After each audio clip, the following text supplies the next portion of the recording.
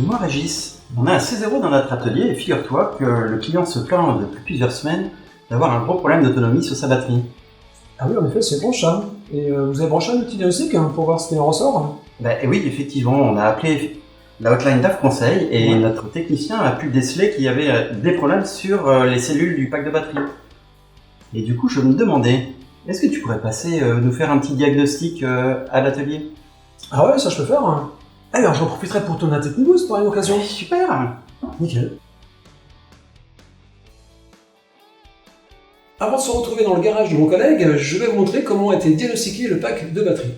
En effet, si une ou plusieurs cellules de batterie sont défectueuses, cela a un impact direct sur l'autonomie du véhicule. A l'aide de son outil de diagnostic, le technicien est allé vérifier le voltage de chacun des modules qui composent le pack de batterie. Sur cette C0, il y a en tout 12 modules, 10 modules de 8 cellules et 2 modules de 4 cellules. Vous pouvez les observer sur l'outil diagnostic. En interrogeant chacun des modules et en observant la tension de chacune des cellules, il a été possible de trouver les cellules qui n'avaient pas le bon voltage par rapport aux autres. Vous pouvez observer que la cellule numéro 2 et 8 dans le module 5 ont un voltage inférieur aux autres.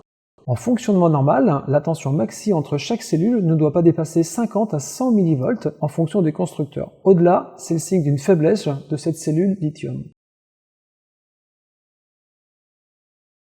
Comme vous le savez, pour intervenir à l'intérieur d'un pack de batterie, il faut être habilité B2TL, travaux sous tension, et utiliser des EPI et des outils isolés nécessaires. On se retrouve donc après avoir déposé et ouvert le pack, pour mesurer la tension de chaque module et ainsi confirmer le diagnostic.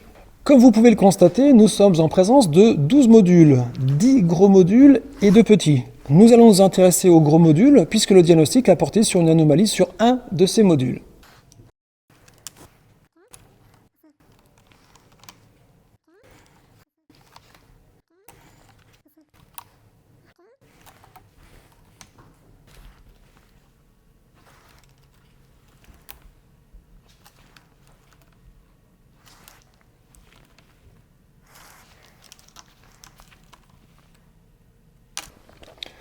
Comme vous avez pu le constater, le module numéro 5 présente une tension inférieure de presque 300 mV par rapport aux 10 autres modules.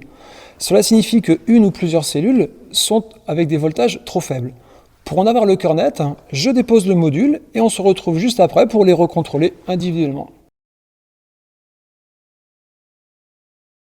Voilà le module certainement coupable. Il me reste à enlever les différents caches qui protègent les 8 cellules pour pouvoir les contrôler individuellement et savoir laquelle ou lesquelles sont défectueuses. J'utilise à nouveau le voltmètre et je contrôle la tension individuelle de chacune des 8 cellules. Nous observons que la cellule numéro 2 et numéro 8 présentent un voltage inférieur de 300 mV et environ 150 mV aux autres cellules.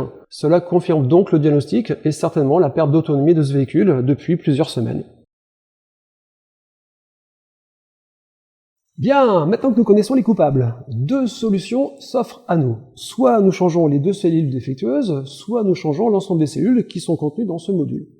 En fonction de l'âge du pack, en fonction du nombre de cyclages, à savoir charge-décharge qu'il aura subi, il reste préférable de changer l'ensemble de ce module. Dans tous les cas, les éléments nouveaux devront impérativement être rééquilibrés en voltage. En effet, toutes les cellules contenues dans ce pack sont branchées en série, donc elles ont un voltage identique entre elles. Les nouvelles cellules n'ont pas ce voltage-là, donc un chargeur sera nécessaire pour amener au centième de volt près ces nouvelles cellules. Le BMS est présent dans chaque module. Il assure différentes fonctions. Surveillance des températures, état de santé des cellules, état de charge du pack, surveillance de tension individuelle des cellules. Il assure bien sûr l'équilibrage de tension entre les cellules lors d'une charge lente, et ça vers la fin de cycle. Cependant, sa capacité à rattraper un écart de tension est assez limitée. Au-delà de 50 mV de différence de tension entre les cellules, il ne saura pas le rééquilibrer. Cela signifie que l'autonomie du véhicule n'est pas garantie si, en amont de ce travail, il n'y a pas un équilibrage parfait des tensions réalisé avec un chargeur extérieur. Voilà, à présent, vous savez comment diagnostiquer un module ou une cellule de batterie lithium avec l'outil de diagnostic sur le véhicule ou avec le multimètre sur le pack de batterie lorsque celui-ci est déposé et ouvert. Vous savez pourquoi il faut réaliser un équilibrage des cellules neuves avant de les remonter sur le pack. J'espère qu'avec ce Techniboost, nous vous avons donné envie de vous lancer dans l'entretien et la réparation de voitures électriques. Si vous avez aimé cette vidéo, n'oubliez pas de la liker et de vous abonner. Et on se retrouve dans quelques semaines pour une nouvelle vidéo.